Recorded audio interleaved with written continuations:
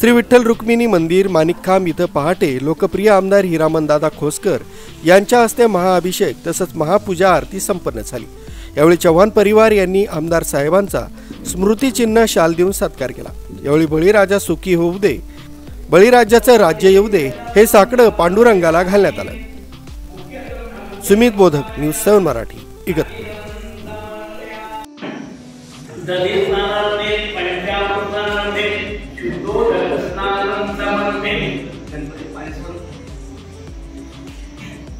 Hari Om.